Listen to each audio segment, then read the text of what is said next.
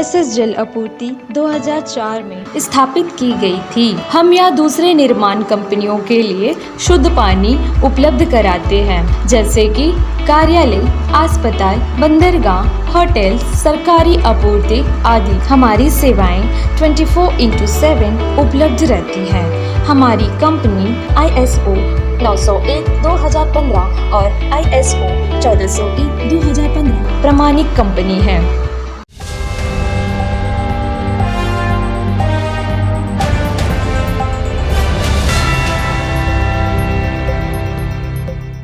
नमस्कार, न्यूज़ आप तक में आप सभी का स्वागत है। मैं हूं रोहित। इस वक्त हमारे साथ है मिस्टर अब्दुल रशीद, जिसे हम राशन रशीद के नाम से जानते हैं, और आप सब भी इनसे परिचित होंगे क्योंकि कोविड-19 के दौरान से ही इनका नाम जो है काफ़ी चर्चित हुआ है। सिर्फ अंडमान निकोबार में ही नहीं, अंडमान निकोबार के बाहर राजस्थान से भी काफ़ी लोगों ने इनसे मदद मांगी। और हम आपको ये भी बता दें, इनका अपना NGO भी है, राशन रशीद फाउंडेशन, और इसके द्वारा कई सारे काम ये बच्चों के लिए करते हैं। इनसे जितना हो सकता है ये लोगों के लिए करते हैं। और आज हम इस विषय में यहाँ पर आए हैं क्योंकि आप सभी को पता होगा GBPN अस्पताल में काफ़ी सारी समस्याएं हैं। उन सारे समस्याओं को लेकर सर ने कल अपनी टीम को लेकर doctor Bharati Pravin Pawar, minister of state for health and family welfare, तो कल जब सर ने मैम से मिला, मैम से मिलते साथ ही सर ने काफ़ी सारे विषय में मैम से बात की। और हम आपको ये भी बता दें कि काफ़ी सारे बर्निंग इश्यूज़ जो GBPN अस्पताल में आए दिन हमें सुनने मिलता है। इवन हम वहाँ पर रिपोर्टिंग भी करते हैं और हमने काफ़ी चीज़ आपको दिखाया भी है। GBPN अस्पताल में जितने सारे प्रॉब्लम्स है, इवन उनके इंफ्रास्ट्रक्चर और काफ़ी सारे प्रॉब्लम्स को लेकर सर ने मैम से बात की। तो आइए अब हम उन्हीं से जानते हैं। नमस्कार आप सबको, आप न्यूज़ आप तक के श्रोताओं और जितने भी लोग देख रहे हैं सबको मेरा नमस्कार। जैसा कि हम सब जानते हैं कि हमारे दीपों में अभी हाल फिलहाल में हमारे minister of state family health and welfare doctor Bharati Parmar ji का एक दौरा था। तो इस सिलसिले में हमने ऑनरेबल मिनिस्टर मैडम से एक अपॉइंटमेंट मांगा था और मैडम ने दिया भी। तो जो भी हमारे यहाँ पे बेसिक मुद्दे हैं, जो हमारा हेल्थ इंफ्रास्ट्रक्चर को लेके जो भी बेसिक नीड्स है, तो हमने उसको प्रेजेंट किया। क्योंकि हम जो दिखता है, जो मतलब नॉर्मली जो हमारे अंडमान आइलैंड्स में जो मुद्दे हैं उसको लेकर बात किया। तो मैडम की तरफ से भी काफ़ी सपोर्टिव था और उस पे आगे का काम होने का भी आश्वासन दिया गया है। तो सबसे पहले हमने ये बताया था कि हमारे यहाँ पे ऑन्कोलॉजिस्ट नहीं है, क्योंकि हमारे अंडमान में इतने कैंसर पेशेंट्स हैं जिसका through out up and down करना, चेन्नई से यहाँ लगातार कंटिन्यू आना जाना, वो बहुत मुश्किल होता है। क्योंकि हम लोग अपने राउंड्स में, GBPN का राउंड्स में भी हम लोग ये बात नोटिस करते हैं और कई लोग हमको फ़ोन के माध्यम से या फिर मिल कर भी बताते हैं उनका अपना प्रॉब्लम। तो उस विषय में बात की कि ऑन्कोलॉजिस्ट का एक अपॉइंटमेंट यहाँ पे परमानेंट होना चाहिए। साथ ही साथ हमारा जो कैथ लैब यहाँ पे है वो पिछले 2-2.5 महीने से नॉन ऑप्स है, उसमें भी कार्डियोलॉजिस्ट जो है वो नहीं है अभी हाल में। तो उसके लिए भी बात किया। और न्यूरोलॉजिस्ट हमारे यहाँ पे नहीं है, न्यूरोलॉजिस्ट के लिए भी बात किया। और साथ ही साथ हमारा जो ऑर्थो का जो डिपार्टमेंट है, ऑर्थो में मैक्सिमम छोटा से छोटा जो सर्जरी है वो भी बहुत मुश्किल से हमारा ऑर्थो डिपार्टमेंट में होता है। वो पेशेंट जो है उसको रेफ़र किया जाता है, या फिर वो पेशेंट्स बाहर चले जाते हैं, या तो फिर हम लोग सोशल मीडिया में देखते हैं कई सारे NGOs हैं जो ऐसे जो गरीब तबके के लोग हैं उनको कलेक्ट करके कुछ उनको राशि देकर उनका इलाज करवाते हैं। ये अंडमान का हमारा कल्चर है, अच्छी बात है। बट बहुत लोग हैं जो पहुंच सकते हैं, बहुत लोग हमारे तक पहुंच भी नहीं पाते हैं, वो उनको पता भी नहीं रहता। जो फार फ्लंग इंटर आइलैंड के लोग हैं जो पोर्टब्लेयर आते हैं इलाज कराने के लिए, उनके साथ में अगर कुछ हादसा हो जाता है, जैसे कि आप देख सकते, आप भी जानते होंगे कि यहाँ से एक स्ट्रेचर पेशेंट अगर जाना है 2,42,000 रुपीज़ एक स्ट्रेचर का प्राइस लगता है। और साथ में अगर उसको ऑक्सीजन भी अगर देना होगा तो 30 to 35,000, और साथ में उसका जो अटेंडर होगा, जो नर्सेस होंगी या फिर अटेंडर होगा, तो नियर अबाउट अगर एक स्ट्रेचर पेशेंट जाना है तो 3 से 3.5 लाख रुपए का खर्चा है। तो क्यों ना यहीं पे उन सुविधाओं को, GBPN में ही उन सुविधाओं को बेहतर करके लोगों को यहीं पे ट्रीटमेंट दिया जाए, और हम अपना एक ऐसा यहाँ पे हेल्थ इंफ्रास्ट्रक्चर बनाएं ताकि हमको बाहर ना जाना पड़े, बाहर के लोग यहाँ आके ट्रीटमेंट करवाएं। तो उस विषय में काफ़ी बात हुआ और साथ ही साथ मैडम से ये भी बात हुआ हमारा कि हमारा जो यहाँ पे एनिम्स का जो मेडिकल कॉलेज है उसमें पीजी इंट्रोड्यूस किया जाए। तो उस विषय में भी बात हुआ। तो मैडम वो चीज़ सब उनके संज्ञान में है, वो लोग इस बारे में काम कर रहे हैं, आश्वासन दिया है। तो होपफुली बहुत अच्छा एक मीटिंग था और बहुत ही पॉजिटिव रिस्पांस था। वहाँ पे प्रशासनिक अधिकारी भी थे, डीएचएस के डॉक्टर मैडम थी, डीएचएस के काफ़ी लोग थे।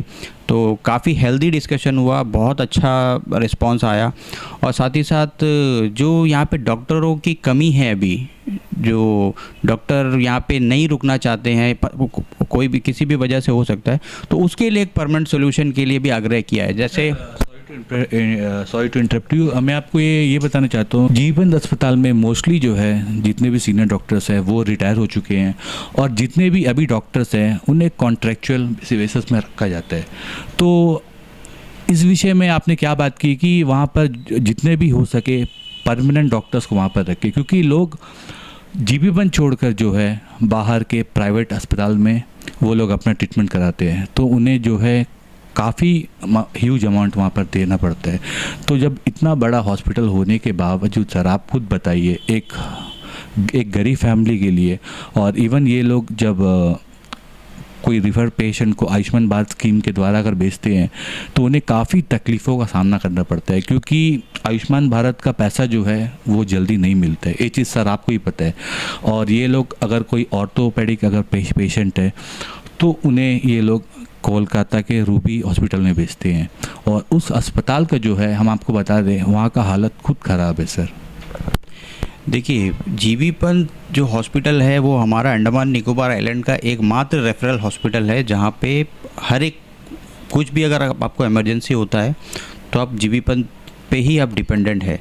प्राइवेट हॉस्पिटल भी है यहाँ पे, बट आप मोस्टली जीबीपंत पर ही डिपेंडेंट है। तो ऐसे में वहाँ पे परमानेंट डॉक्टर्स का पोस्टिंग होना, डॉक्टर वहाँ पे क्यों नहीं है, ये एक चिंता का विषय है। और इस पर जैसे बात हुआ हमारी, इस पर भी काम हो रहा है।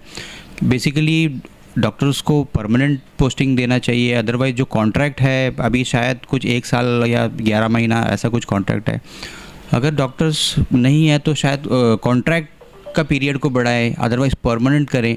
तो ये देखिए, यहाँ पे जो अंडमान में अगर कोई मेलैंड से डॉक्टर आते हैं तो वो 1 साल के लिए अगर यहाँ पे रहेंगे तो फिर वो आगे उनका जॉब श्योरिटी, ये काफ़ी लंबा बड़ा विषय है। तो इन सब चीज़ों को ध्यान पे रख के, क्योंकि अगर मान लीजिए अंडमान में कोई एक डॉक्टर या फिर कोई भी प्रोफेशनल्स अगर आता है यहाँ पे, तो उनका भी फैमिली है, उनका बच्चों का स्टडी है, उनका लाइफ है, तो पूरा फैमिली लेके अगर आके रहते हैं, अगर लॉन्ग टर्म में देते हैं, तो ये एक तरह से डायरेक्टली और इनडायरेक्टली आइलैंडर्स के लिए ही बेनिफिशियल होगा। तो परमानेंट पोस्टिंग के लिए भी हमने बात किया, तो उस विषय में भी, क्योंकि डॉक्टर्स यहाँ पे नहीं आ रहे हैं या फिर किस कारण से नहीं आ रहे हैं, तो ये भी एक कारण हो सकता है। तो परमानेंट पोस्टिंग्स के लिए भी हमने अपना पॉइंट रखा है। तो मिनिस्टर मैडम से आश्वासन मिला है कि इस पर बात किया जाएगा, इस पर जो भी है चिंतन करके इस पर कार्रवाई की जाएगी। तो बाकी जो यहाँ पे आयुष्मान भारत का जो बात है, Ayushman Bharat all over India के लिए, जैसे मेरा खुद का ऑब्जर्वेशन है आयुष्मान, क्योंकि हम लोग ग्राउंड लेवल से देखते हैं, हर दिन एक पेशेंट को डील करते हैं। नहीं, वो है, वो तो बात अलग है, लेकिन हम लोग जो डील करते हैं, हम लोग आए दिन पेशेंट्स कोई ना कोई कांटेक्ट करता है आयुष्मान, मतलब रेफ़र हो गया, इवन जाने का उनके पास पैसा नहीं है। सिर्फ हम ही नहीं, बहुत सारे एनजीओज़ करते हैं, फुटबार में मैक्सिमम एनजीओज़ करते हैं, जिस किसी से भी कांटेक्ट करते हैं तो डेफिनेटली हर एक एनजीओ हेल्प करता है। लेकिन ये कोई परमानेंट सोल्यूशन नहीं है, क्योंकि ज्योग्राफिकली देखा जाए तो हम लोग बहुत दूर है, मेनलैंड से हम लोग बहुत दूर है। हमारे यहाँ पे सिर्फ जाने का 2 ही रास्ता है, पानी से या हवाई जहाज़ से। और हवाई जहाज़ से जो का जो खर्चा वगैरह है, जो भी चार्जेस है, वो हम सभी वाकिफ़ हैं, क्योंकि कैसा होता है। और अभी मतलब फ़िलहाल तो जो प्लेन्स है रनवे क्लोजर के कारण बहुत कम दिन चलते हैं। जी, मैं वही बोलना चाह रहा था। हवाई जहाज़ से जो है जाने के लिए कितना खर्चा लगता है वो आपको मालूम है, लेकिन जब यहाँ से एक पेशेंट रेफ़र होता है, अब मान लीजिए एक फार फ्लंज इंटीरियर एरिया का एक पेशेंट, कोई भी हमारा इंटरलैंड का एक इंटीरियर एरिया का एक पेशेंट, वो यहाँ पे वहाँ से रेफ़र होकर जीबीपंत पे आता है, जीबीपंत से उसको यहाँ से रेफ़र किया जाता है चेन्नई या कोलकाता, तो वो उनके लिए बहुत ही नया जगह है। हमारे जो गरीब लोग हैं यहाँ पे, उनके लिए वो बहुत ही नया जगह है। वहाँ पे जाके भी हमको वहाँ पे गवर्नमेंट हॉस्पिटल में ही रेफ़र किया जाता है। अभी मैं फॉर एन एग्जांपल बताता हूँ, चेन्नई का कोई एक हॉस्पिटल है जिसमें रेफ़र किया जाता है। वो हॉस्पिटल चेन्नई का स्टेट गवर्नमेंट हॉस्पिटल है। उस हॉस्पिटल में चेन्नई का लोड पूरा वो लोग कैटर कर रहे हैं, साथ में अंडमान से जो रेफ़र होकर जा रहा है उसको भी कैटर करना पड़ रहा है, कैटर कर रहे हैं। तो आप जान सकते हैं कि वहाँ पे पेशेंट्स को कितना तकलीफ़ होता होगा, डॉक्टर से मिलने में, उनका इलाज कराने में कितना तकलीफ़ होता है। और बाकी फाइनेंशियल इशू जो है वो अलग है। तो क्यों ना, इसमें दो ऑप्शन हो सकता है। इसका भी हम पहले भी बहुत बार हम लोग बोल चुके हैं कि या तो आयुष्मान भारत में अगर भेज रहे हैं तो आयुष्मान भारत का जो जाने का जो भी पहले शुरू का जो इंतज़ामात है, जो टिकट है वगैरह, उसका पैसा पहले दे के उनको भेज दिया जाए। अदरवाइज़ इससे बेटर अगर करना है तो अगर हम लोग खुद अपने अंडमान का हेल्थ इंफ्रास्ट्रक्चर को बेटर करेंगे छोटे मोटे चीज़ों के लिए, या फिर हम लोग सेल्फ सफिशिएंट हो जाएंगे, तो फिर मुझे नहीं लगता है कि मैक्सिमम केसेस को रेफ़र भी जाने का ज़रूरत पड़ेगा। कल आप भारती मैम से मिले थे, आपने उन्हें कुछ लेटर दिया, तो आप हमारे दर्शकों को दिखाइए वो। भी जो मैंने आपको बताया, ये बेसिक मुद्दे हैं, जो बेसिक नीड्स हैं हमारे। तो जैसा आप यहाँ पर देख कि राशन रशीद फाउंडेशन द्वारा honourable minister of state health and welfare family welfare government of India, और सब्जेक्ट है concern of health sectors in Andaman Nicobar islands.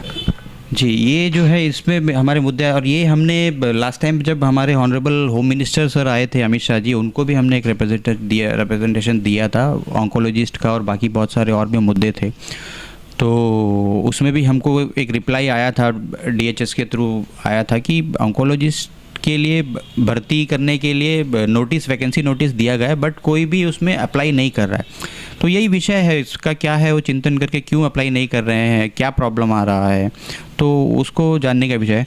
और साथ ही साथ मैं आप सबके आपके चैनल के माध्यम से honourable minister of state doctor Bharati Parmar ji को बहुत बहुत धन्यवाद देता हूँ, और बहुत खुशी भी हुई कि उन्होंने पर्सनली रिकॉग्नाइज़ किया हमारे फाउंडेशन के काम को, और सभी टीम वालों को भी उन्होंने बधाई दी है। आपके चैनल के माध्यम से हमारे राशन रशीद फाउंडेशन के टीम के जितने भी सदस्य हैं सबको बहुत बहुत बधाई, क्योंकि ऑनरेबल मिनिस्टर ने रिकॉग्नाइज़ किया, बोला, काफ़ी खुशी हुई, ये बहुत अच्छा लगा। सर, एक आखिरी सवाल आपसे, आपका ज़्यादा समय ना लेते हुए एक आखिरी सवाल, जो कि बहुत ही इम्पोर्टेंट सवाल है।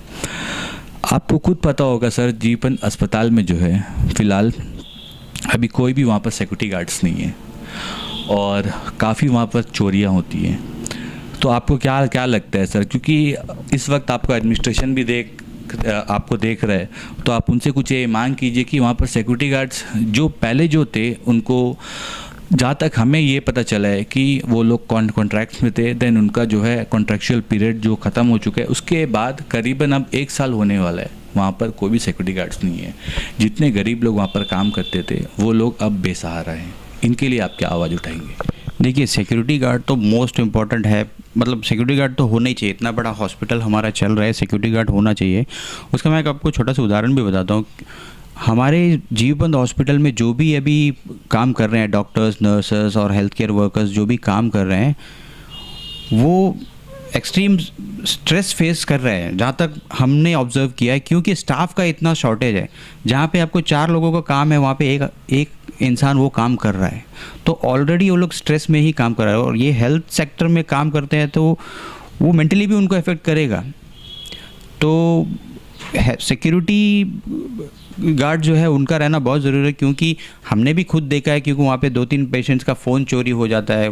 खुद हमारे सामने आया है बात, ठीक है, फ़ोन चोरी हो जाता है, फिर कंप्लेंट होता है। तो सिक्योरिटी स्टाफ रहना ज़रूरी है। तो ये तो बहुत अनिवार्य चीज़ है, सिक्योरिटी स्टाफ होना ज़रूरी है। बेसिक चीज़ें हैं, ये तो रहना ही है। तो हम आशा करते हैं कि जितने भी दीपवासी हमें देख रहे हैं, तो हम आपको बता दें कि जैसा कल रशीद सर ने मैम से मिले थे, भारती मैम से, तो जितने भी हमारे दीपवासियों के जितने भी मतलब समस्याएं हैं, उनको लेकर वो मैम के साथ मिले, और हम अपने राशन रशीद फाउंडेशन के द्वारा उन्होंने मैम को ये लेटर दिया है, जो हम आपको दिखाएंगे भी। और जितना भी जीवन अस्पताल में इंफ्रास्ट्रक्चर से लेकर जो भी कुछ वहाँ पर वहाँ की कमी है, उन सबको मैम के सामने उन्होंने साझा किया। और मैम, हम आपको ये स्पेशली बता दें कि मैम ने रिस्पॉन्स दिया कि जल्द से जल्द ये प्रॉब्लम जो है सॉल्व होगा। तो डे टू डे अपडेट्स के लिए हमारे साथ आप बने रहे, देखते रहे न्यूज़ आप तक। उसी के साथ ही मैं रोहित कैमरामैन महेश के साथ न्यूज़ आप तक। धन्यवाद। अंडमान से जुड़ी सभी छोटी बड़ी खबरें देखने के लिए हमारे अपने न्यूज़ आप तक यूट्यूब चैनल को सब्सक्राइब करें और बेल आइकॉन प्रेस करना ना भूलें। हमारा अपना न्यूज़ आप तक, अब सच देखेगा अंडमान।